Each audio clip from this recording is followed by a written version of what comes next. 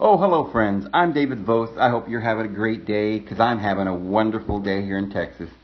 Looks like summer's about over and it's still a little warm, a little humid. I don't like humidity so much.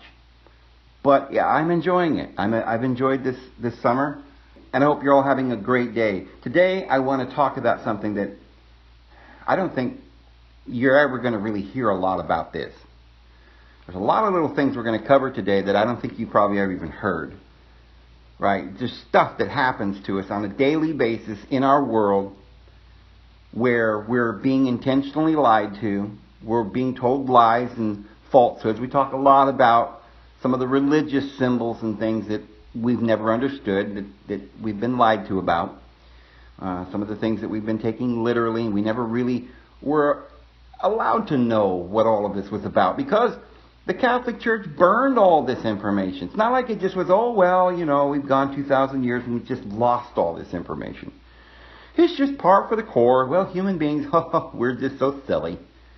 No, this was purposely done. And I guarantee the people who did it didn't hide the knowledge from themselves. They hid it from us. They know what's going on, and I'm going to show you that. They know what's really going on, but not very many people. See, to their own detriment, they have hidden all of this truth to the point now where I think most of the people in the world are hoodwinked, are completely, all the way through the church, the bishops, the pastors, law officials, attorneys, presidents, senators. I don't think any of them know what's going on. Most of them are all just puppets. It's the people behind the scene that might or may not know some of the information I'm about to share with you. But originally they did this on purpose to hide all of this from us. And so at one time we had all this ancient wisdom, that the world looked at differently than it does now. Today, if you look at all this ancient wisdom, you'll say, oh, well, that's just mythology. Silly people. Oh, guess what?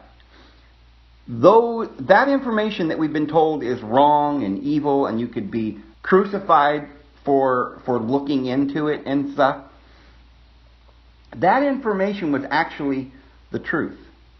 I know a lot of Christians, when I say that, say, oh, Dave, you're lying to me. You're the deceiver, Dave. You're trying to get people to go into all this stuff called the occult. Well, friends, give me a moment here before you click me off. When I was well, most of you know, I was born and raised a Jehovah's Witness, and we were taught that all of this stuff was pagan. It was all evil. It was all from Satan. Well, friends, there's quite an irony in that statement because it's actually completely the opposite. And in actuality, it takes on quite a few twists and turns so that you can't follow this pathway back to the truth.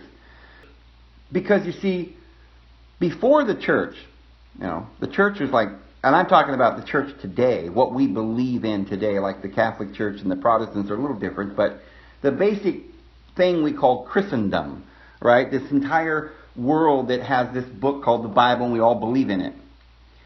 Those individuals started around 300. Before 300 AD, Christians were not the religion of the state.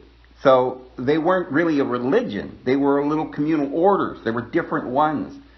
Up to that time, there were people called Paulicans and well, even after that time, they continued to hold their faith, and they were called Waldensians and Albigensians and Cathars and they had different names even after the Catholic Church, because the Catholic Church didn't wipe them all off the face of the earth right away. It took the Inquisition to murder every last one of them. And millions of people died. But it was a concerted effort. I mean, it took 1,000 years to completely wipe off the face of the earth all this ancient wisdom. Because early Christians, a lot of them were just generally called Gnostics. Well, that's kind of what we call them today. Those who were interested in this gnosis, this knowledge. They taught this truth. Which if Christians today ever did any research on, they'd find out that early Christianity thought the Old Testament God was not our Father in heaven. They called him Ealdeboth. And so they literally described these beings called the archons. And today we're like, archons? What is this? Why does every religion have different gods and different ideas? All of these words are the same words that people have been using for centuries. In the Bible, in the Greek, they're called archons. It's in the Bible. Paul said that Jesus overcame the archons. But in our Bible, it's translated the principalities. The principalities, powers, and dominions that were in hell. And we don't know what hell is.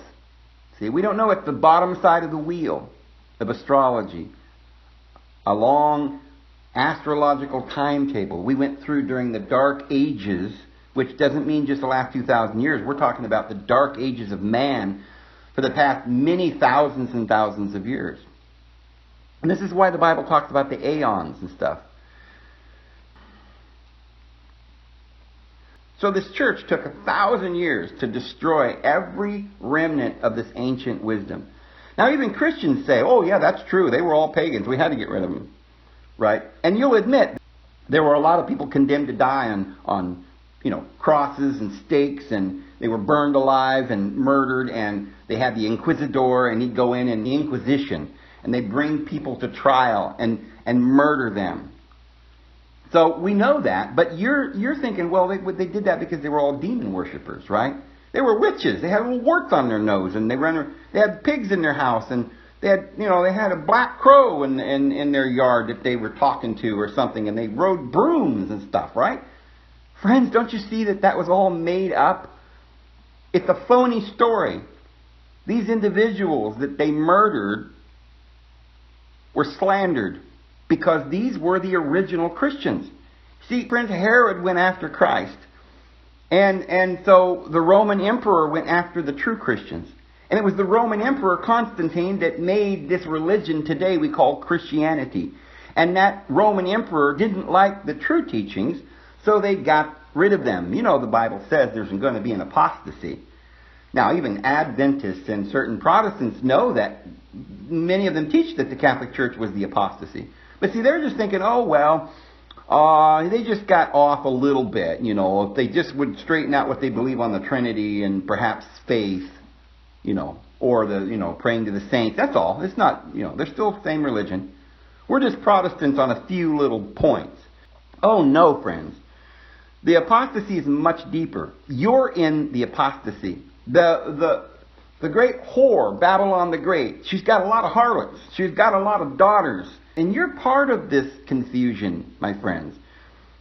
You're a part of this woman that's riding this beast, which is the governments of the world. You're part of Christendom. And I guarantee that what you've been taught is entirely wrong. Not only a little bit, but entirely. And so the witches are the good people, all right? Of course, there's no such thing as a witch. That's a made-up word. See, sorcerer, you got it backwards. The word sorcerer, it comes from the Greek, and it literally means someone who is a pharmacist. Someone who's making poison in a pill or a little potion, and they give it to you, claiming that you're going to get well. So the doctors and the pharmacists and the priests, they're the bad guys. You got it all mixed up. The Cathars and the ancient Gnostics weren't pharmacists.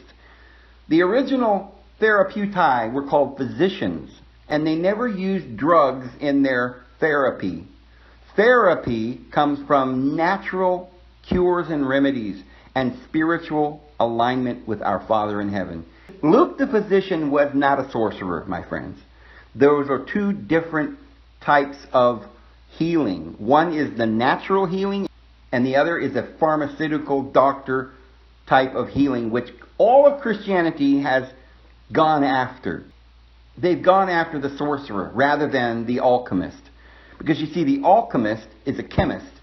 He's the one who's trying to transform the lead into gold. And that is a spiritual teaching. The alchemist was not like a pharmacist or a scientist today. He was a man who understood the esoteric wisdom. And so they've hidden that from you. Those original teachings, and they've turned it into some kind of false pseudoscience that's not really true. So what I want to get into today is to show you that all of that they burned, the Alexandrian library, was that ancient wisdom that explains all of these symbols that was originally called astrology, which today you're told is evil and false. And so therefore you're never going to get to the bottom of what the Bible means, because the Bible's all about the signs and the symbols that are in the sky that the Apostle John explained. All through there. The entire book of Revelation is exactly and completely about astrology. And so we've never been told all of this, and we don't understand the scriptures because of it. They burned the libraries, and all the teachers and those who knew the ancient wisdom that Christ taught were all murdered and crucified and burned at the stake. But today you say, oh, well, we've come out from that. We're no longer under all of that superstition. Today we're Christians, and we know that God created the heavens and the earth in 6 days. And Jesus is going to come riding out of the sky on his horse with wings and flying down out of the sky, and every eye will see him.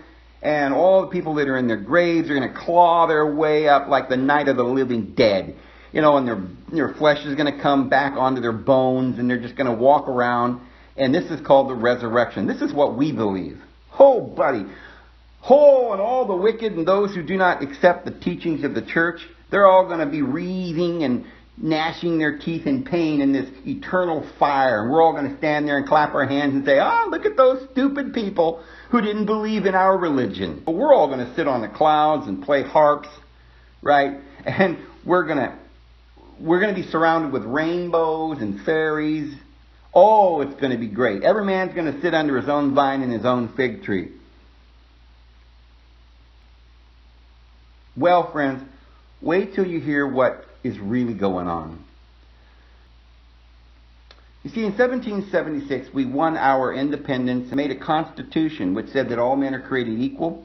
And it was done by divine inspiration from our Father in heaven to give the world a chance to start coming out of this ancient darkness. And our Constitution said we had the liberty to not join any of these churches. We cannot be forced or coerced to believe certain things. We can have freedom of thought and speech. Well, today they're trying to turn that around to say that you have the right to go to church and you shouldn't let anybody stop you from going to church and getting your propaganda. That's not at all what that original Constitution was about. It was about the freedom not to be propagandized. It was the freedom of your own thinking and your own thought. The freedom of being, of liberty, and justice. You cannot get justice from the law, because that is the laws of men and the commandments and doctrines of men that's given to us by churches. So the Constitution said we have inalienable rights from our Father in heaven, the God of love, and we have freedom and liberty to pursue happiness and to not be told what we can do. And no one can encroach upon my liberty to believe whatever I want. So you say, yeah, well then we're free, right? Hold on here. It wasn't very long after that. A few years later, they started creating laws. The legislature, right, the House and the Senate, they began to make laws. And one by one, they started enslaving us again, contrary to our scriptures, our ancient wisdom, contrary to the truth and the Constitution that they had just ratified. We're all sitting around thinking, oh, we've got all these liberties. They cannot make a law that would take away my freedom. They can't make a law. That's what the Constitution says. So, sure enough, they started making laws about taxation. We didn't even pay taxes until 1913. But now you are bound to pay your taxes. Just like that's what caused the revolution, right? The Boston Tea Party, because we didn't want to pay all these high taxes to England. Because it was no taxation without representation. See, they didn't care about us. Why should we give them money? The only thing that this country was ever supposed to do is get together in a malicious style so that we could protect ourselves. That was it. There was never any guarantee that we should all have universal housing or free kittens or free schooling or anything else. Because as you can see, that's more akin to socialism and the governments of the past that never worked and were all wicked. And it ends up being a few who rule over the many. That's not what this country was about. This country was about liberty, and we will make no law. You have your own liberty and right to choose. So, if you ever wonder then why, if we're under no law, but we're under liberty, and we don't have to do what the church says, if you ever, or a king, right? We don't have any kings here. Then why is it that we go to a magistrate court? What is a majesty, your majesty, what is a magistrate court doing in a country that is free of the laws of religious tyranny? We're not run by the Pope or the Emperor. We have our own representatives that go and represent our interests. We make the decisions. However, now you're rounded up, hauled into a tribunal in a magistrate court, which is appointed not by us. We have no say. Somehow the law got stuck onto us. Now we've got all these laws that were being put onto us by Her Majesty. And of course they have to wear these black robes. Now why do you suppose that is? Well, because black represents darkness and confusion. Of course they have a little white collar showing. That little white collar represents the purity of truth. You know, we're one day going to have white robes, the Apostle Paul says. The white robes represents the righteousness and his righteousness and truth. But no, these officers of the court of Her Majesty, they decided to make a court. What are we doing in a court anyway? What's a court? Well, a court is what is surrounding a temple, a religious body. Inside of a court you have priests, and over the court you have the high priest and the king. That's why it's called a magistrate court. I thought we were not under any religious order. I thought we were free. I guess not, because I guarantee if you were free, that court of Her Majesty could not come and arrest you and put you in a dungeon. You see, they called it a cloak because black is cloaking the white. You can barely see the white up there in their collar. It's there, but they're cloaking it because they're not going to tell you the truth. They're going to lie to you. And so when you go to college and get your higher degrees, what are these degrees? These are ranks that you move up in what system? It's not our Father in Heaven system. I guarantee you it's black robes, not white robes. And of course you get your little different colored tassels as you go up through the degrees. But you're never going to get a white robe. Not until you become the Pope. See, he knows what's really going on, but nobody else does. Because we're all being told lies. Of course you get your little square cap with a little tassel. And the square cap represents Saturn, who rules at the bottom of the wheel of astrology, who represents the devil. Because it's Apollyon, the son of destruction, who rules over the bottomless pit. And so they're teaching us lies and confusion. You go into the courtroom, you go into his chambers, right? What are chambers? Well, this is religious talk. The court has nothing to do with our Constitution and our freedom or any of our Bill of Rights. It's simply the rule of this wicked world trying to impose itself, the spiritual, religious, empirical control that we still have over us. Friends, we should not have to go into anyone's chambers and be lied to. Because, you see, they would make bills, papal bills, which were certificates of payment of debt.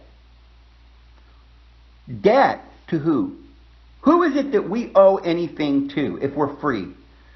Well, you see, under the law, you are not free. You have an obligation. You have a debt. And all men are under this obligation. And this is why you're forced to respect and honor and bow before the magistrate court. And they officiate at the request of the gods. And you must pay back your penance or your penny. See, that's pence. 2 pence, 3 pence, or $1. The root of penny comes from pence. And that is your penance or your expiation to make amends for your punishment. Well, why are you being punished? For crimes of the state that one in authority sets up over you. He says what is right and what is wrong, what you may do and what you may not do. But you see, friends, we're supposed to be free. Then you got to go and you got to get a permit. Well, why would you need a permit for anything? Well, because you have to have authority. You're not free to do anything. You can't have that land and build a house and be happy. No, you've got to get a permit. You have to get a license. Why would you need a license? Well, that is a Latin word. It comes from licentious. See, you're not being told the truth. A license is not like, oh, well, everybody has to have a license. It's just normal or whatever. No. All the peasants and all the people are under the law of the king, of the magistrate court, who represents the emperor and the priest and the pope. And we're all under these laws that they impose, these bulls, these paper bills, the debt that we must pay them. And the rich then, and the elite, they're given license. In other words, they don't have to abide by the same rules. They have this licentious, wanton freedom. But that's not granted to you because you don't have a license. You're an individual that cannot pay his debt. You don't have enough money. You don't have a pence. You can't pay or recompense your sin that you were born in this world with. Every human being that's born into this world, we're free. But not in the United States of America. From the time that you're little, if you want food, you got to pay for it. Because you must pay for food and for a place to live, a place to lie your head. So we're Christians and we're reading our Bible and it says, oh, well, women have to have long hair. And if they're praying, you know, when there's no man around and there's nobody to pray, then women aren't even allowed to pray. They got no authority to pray. So what's this deal in the scriptures that talks about women having to wear a covering? And yet, let's get this straight. We see a lot of men having to wear a little beanie cap. So which is it? Is it the women that have to be covered because they don't have authority and their covering gives them authority because of the angels? Or is it the men? A lot of people say women can't pray unless they have a sign of authority upon their head. Okay, that sounds like a hat. But then men are supposed to have the authority, and yet they're wearing the hat. Look at the Pope. He's got this big mitre and the beanie caps that the Jews wear. Why are men wearing hats, but women are not? When the scripture says it's the woman that's got to be covered. The reason that doesn't make sense is because no one wants you to know the truth. Men have authority, and they wear the hat. They wear the crown. They're the king. Women don't wear a hat. They wear a veil. See, it's a little different. They have a covering. And that's why their hair is given to them for a covering, according to the Apostle Paul. Because under that old law, women had to be veiled, and they would use their hair to veil themselves. They didn't have anything else. But they had to be veiled because they were not to be seen, they were not to speak, they were not to talk. They didn't have the authority. Men have the authority, and their authority is their hat or their crown. Under the old law, we're no longer under that. In Christ, there's neither male nor female, or slave nor freeman. But under that old law, you had to have a crown. The crown was your authority. And so that represents the law. And we're not under that. And women shouldn't have to wear a hat. But we're still under this belief that women must be subject. So the woman then has to obey her husband, never even knowing that the word husband comes from the word owner. That's what it means. You had to obey your owner. And the entire law covenant was about this marriage contract between Israel and Jehovah, who was their owner, and they had to obey. And so, under the old law, in Exodus chapter 21, I think verse 7, a woman could never become free. Now, men who were made slaves, Hebrews, if they were ever made a slave because they owed a debt, they could pay off the debt and become free again. But it said that the women could never be free. If a man didn't like this woman after he paid for her, remember how Abraham paid mules and frankincense and some camels and some myrrh and so forth to get Rebekah as a wife for Isaac. And remember how Jacob had to work for 7 years to get Leah and Rachel. We had to work another 7 years for the other woman. So you had to purchase this woman. She was yours. You owned her. And that's why you had a bill of divorce. Because if you wanted to let her go, she could not just go out. She could never be free. You had to resell her to someone else. You had to have a bill. a bill of redemption. And so women today are going to the altar. Yeah, we call it an altar. Oh, but we're free, buddy. Oh, we're free indeed. No, we're not. You women, you stand there at the altar and you put a ring willingly on your finger. Originally, that ring meant that you were a slave. And this is why most individuals like in Africa wear rings. A lot of people in this country, when we first came here, we never wore rings or anything like that. It was not something that it's not something that early Christians did a lot of, because they knew in those ancient times that rings and stuff like that in your ear meant you were a slave. And so now today you've got this entire culture of people wandering around wearing earrings, men wearing earrings, not really understanding that in ancient times that meant you were a slave. And so you get up there at the altar and you have your 7 bridesmaids. Well, they're all maids, my friends. They're all servants. They're all slaves. And you're just the head slave. And so you chose one woman to be your head wife, your head slave. She was the maid. And then she would get other maids beneath her, like Sarah had Hagar and Keturah. So today we're still doing all of this. We're having these contracts made. What is a contract? What do you got to have a contract for? Because the contract is a bill, and it stipulates what you must do. See, nowadays we think, oh, well, the guy, he writes some vows, and the woman writes vows, and it's all equal, and it's wonderful and sweet. You know, and both the man and the woman wear a ring. Well, okay, it's getting to where we don't even know where these traditions come from.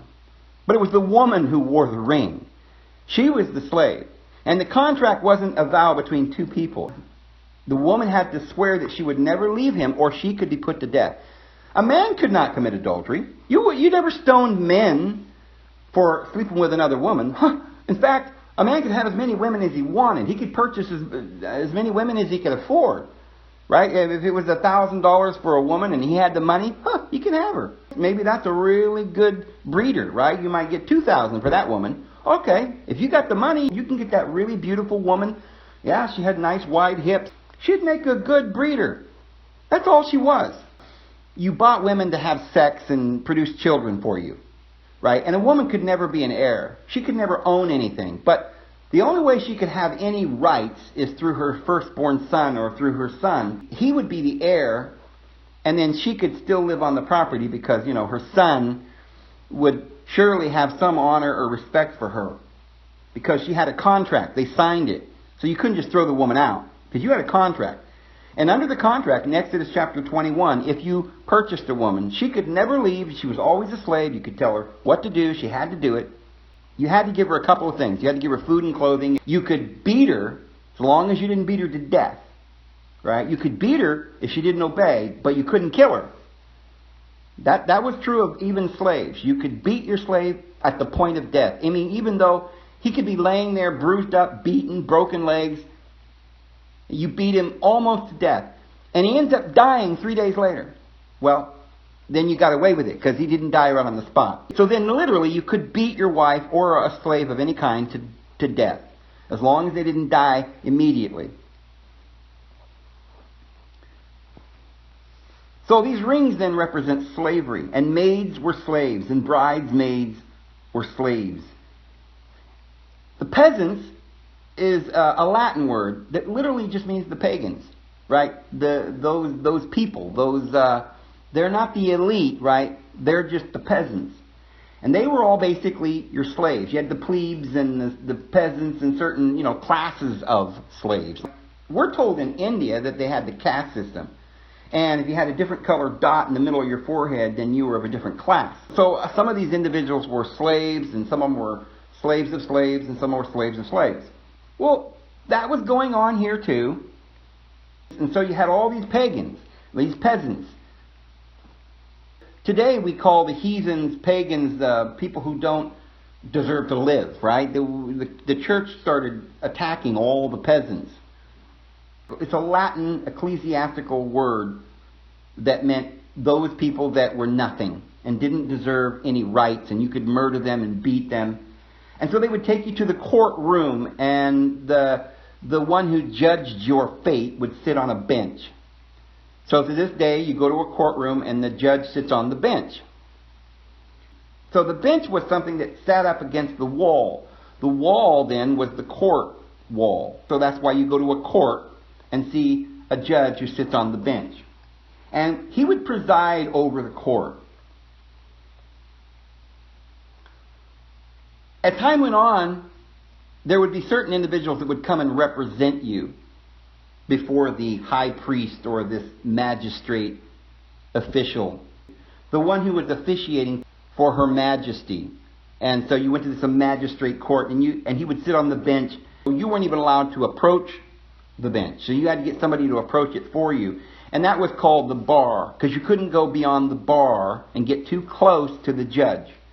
So today we have attorneys or lawyers, the ones who were trying to plead your case.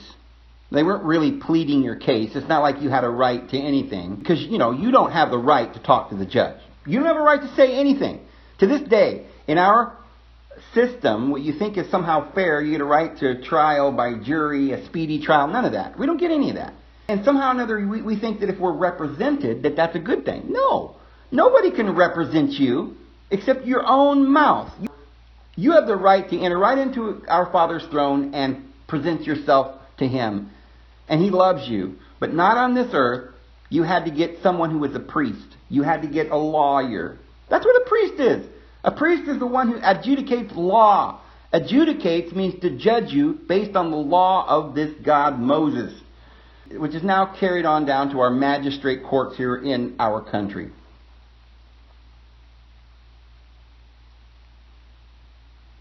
Well, if you didn't have the money, so you couldn't pay your debt. Now, I guarantee you that originally, before all these crimes and laws were invented, they didn't have crimes like that.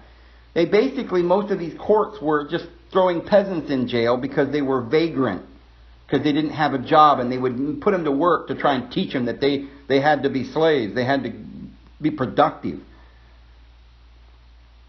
So if you weren't able then to pay, you didn't have enough money or recompense, you didn't have a penny, and you were poor, then they stuck you in a prison. Today we call it a prison. A cell. Well, a cell is a cellar. You go down in the cellar under the castle. They were big rock buildings where you couldn't get out. They made them real thick because the people were screaming down there, because they usually tortured them down there. Right? Or sometimes they would consider torture just being in the dark all by yourself in a little cell. And people would cry and scream, but they had to make the walls really solid stone so that nobody could hear their screaming. Well, friends, if you've ever driven through any town in America and you go down to the local square, there's usually a courthouse there. I don't know how many of you realize it, but on top of that courthouse there's some barbed wire on a lot of them. Some of them they've moved the prisons, the jail. But inside that courthouse, one of the reasons it's so big is that underground there's a prison down there. Underneath, in the dungeon, in the cell or the cellar. And there's thick walls and nobody can hear the people screaming and crying. And if you've never been to jail, then you don't understand. They brainwashed us so bad in this country that we no longer even realize that we're being jailed for nothing. Oh, but you broke a crime. Well, I'm a criminal. I broke the crime. Yeah, what did you do? Well, I partook of some herb that is considered illegal. Or I was hungry and they wouldn't feed me, right? I've been a slave all my life, but somehow or another my owner told me I couldn't work there anymore, and now I ain't got no money, and my children were hungry, so I went out and got a loaf of bread, and now I'm in jail. Oh, no, Dave. Some of those people are taking rings and jewelry and money. They're thieves. They're thieves. They're bank robbers. Okay, the banks are the people that are robbing us. So it's kind of like robbing the rich and giving it to the poor. I don't know, but I think that perhaps there's something wrong with this situation. So it's just the court then. That's all. It's this prison system. But the churches, they're okay, right? No, you go into the church, they reserved the pews in ancient days for the clerical. Those who were officials, who performed the liturgy. And they were all members of prominent elite family lines. The peasants didn't have any pedigree. And they didn't have a license. And they certainly didn't have any money to pay the debt. So remember then, the court was the church. Remember, the court is around a temple. And so the priest served at the behest of your majesty. And so you were just a peasant. You would have to come in the throngs. And you'd stand outside the outer court. That was the outer court area was for the pagans, for the heathens or the peasants. Because you weren't part of the royal family. You weren't one of the members of this particular family. Now, if you were a member of that family, you could go into the second court. So the peasants weren't even allowed to go in. They weren't holy enough. They weren't holy enough. So they weren't part of the prominent families, and they didn't get to sit in the pews, and nor did they get to sit at the bench. So then the town was made up of a court that surrounded the temple. And today we still have the courthouse. And under the castle or the court, you would have the dungeon. And this then became known as the hall. And around that town hall, or the citadel, the city, they would proclaim their edicts, their demands and their laws. The town hall would have the proclamations from your majesty, the magistrate court around the temple, run by the pope or the emperor or the high priest. One of the words we get from that word also is the podium, which comes also from pew. And so that's a place where basically they would have these podiums next to these theaters. And that was an area where the emperor would go, and they would have the peasants go down and play and make... sometimes they would fight, and we'd watch the peasants kill each other. But only one man could stand at the podium and the bench, and these were the officials who got to sit around and watch the peasants kill themselves. So your church that's somehow free of all this superstition and all this, laws, and somehow we're free in Christ, it's not true. And you got a steeple on your church, probably. Did you know that that is a male sex organ? It's a phallic symbol. Yeah, the churches have steeples, and that's traced back all the way to the ancient times when they had these fertility rites. So Christians today then are confused on two levels. One, they say, oh, look, that's pagan. So we don't want anything to do with that. Wait a minute. Pagan, that means the peasants, that means you, the poor souls that Christ came to save. And it turns out that they burned all that esoteric wisdom and did not teach you that Jesus Christ also taught this esoteric wisdom. So that's just a symbol of fertility. It's nothing to do with what the Apostle Paul was talking about when he said that they were worshiping the creation rather than the Creator, and they were getting involved in all these orgies and all that stuff. When they started looking at these symbols and worshiping them and bowing down to the animals and four-footed creatures, that's what we're doing as Christians. We're thinking that somehow or another Jesus is going to come riding down on heaven, with the fairies on his horse. That's the fantasy. That's the idolatry that we think is literal. We're the idolaters. So the symbol, the phallic symbol, is not the worship of sex. The buildings where individuals used to go to learn about the ancient esoteric wisdom, they knew these symbols and they learned about them in the mystery schools. When the church took over, they burned all of that information so you didn't know what it was about. And they said, oh, that's not a phallic symbol, that's a spiral to heaven. They just lied to you. They just deceived you. And now they've made you afraid to understand what those ancient symbols really meant.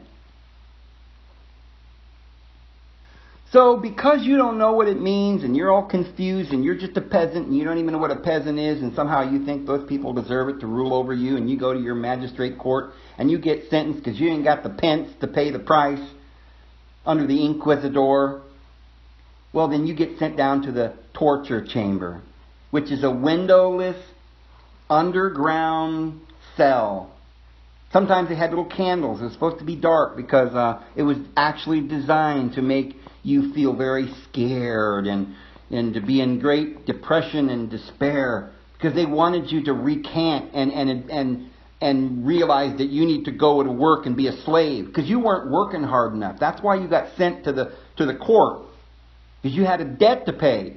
That's why people became slaves, because they had to work off this debt. They had owners. So they made these prison cells, these torture centers, in royal palaces, castles, and places of nobility, which were really just like temples where the emperor would reign. And these buildings were usually church buildings, because you remember the emperor, Constantine, became the head of the church. So sometimes you were put down there in the darkness to think about what you'd done, to think about your errors, because maybe you spoke blasphemy. You know what that means? You didn't agree with the law that you should be a slave, or that you had to pay for working your own land, right? Because that didn't belong to you.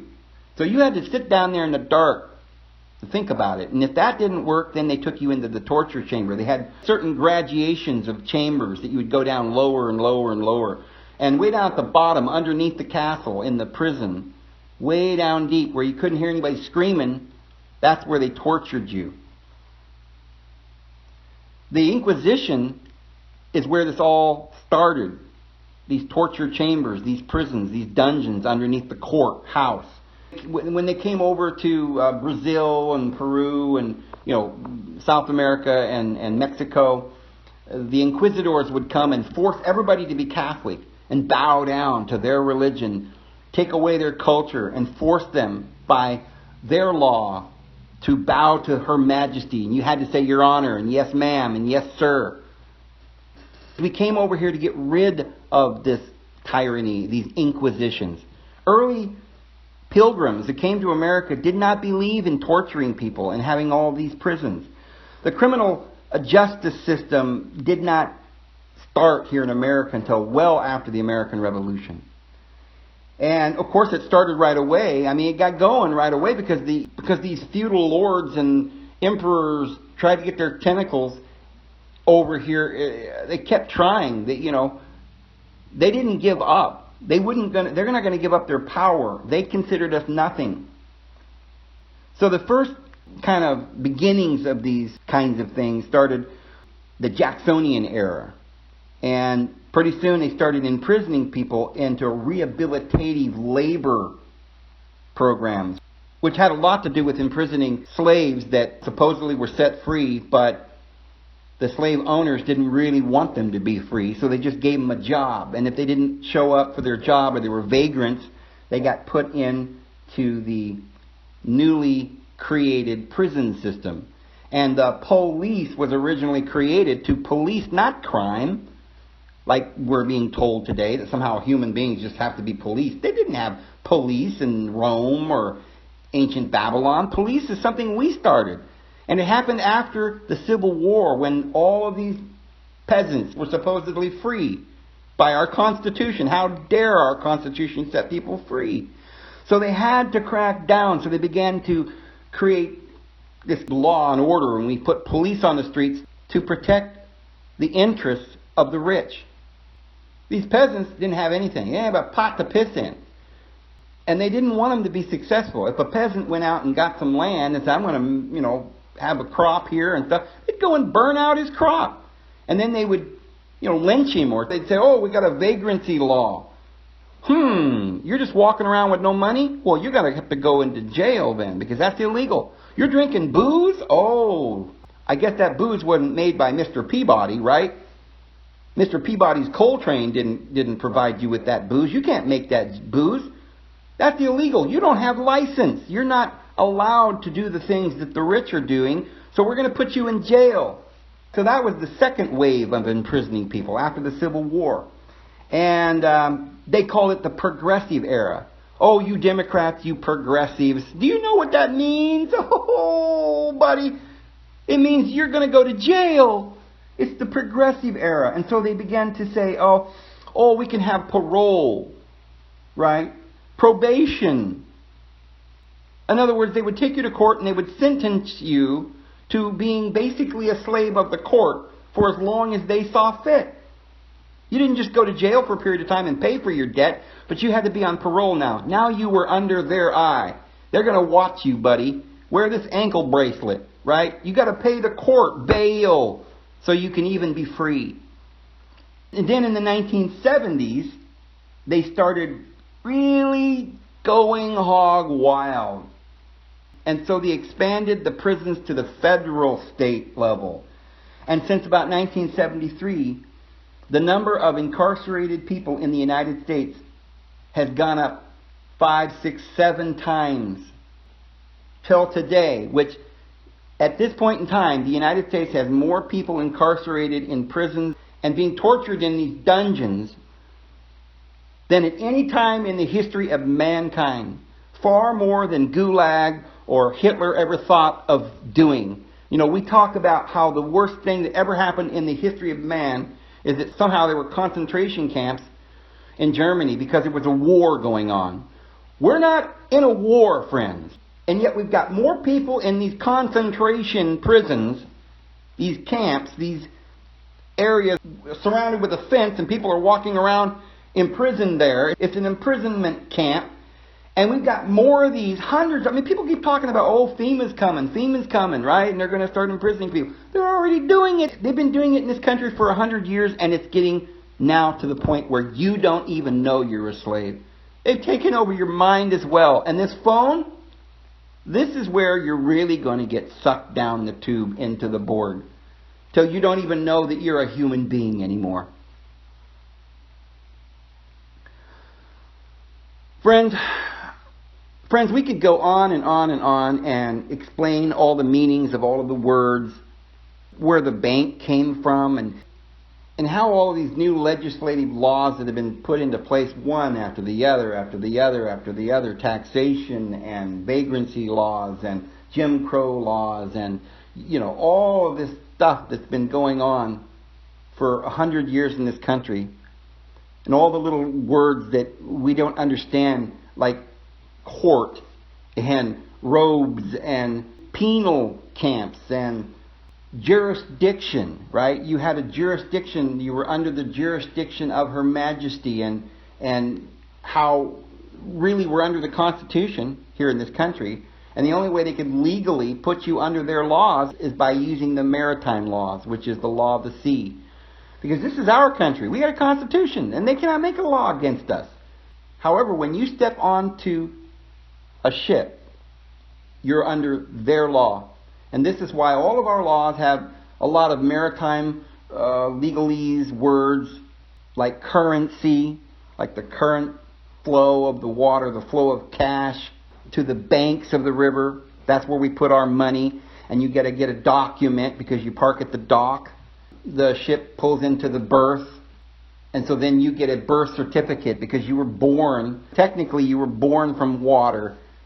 When your mother's water broke, you came out and you were birthed through the birth canal, which means you came from the water and you had to get a birth certificate, a document, and then you sign that birth certificate, and that is a stock or a bond on the market, and you're worth like millions of dollars on the stock market. You're being traded. You have a value because the corporation is run by a president.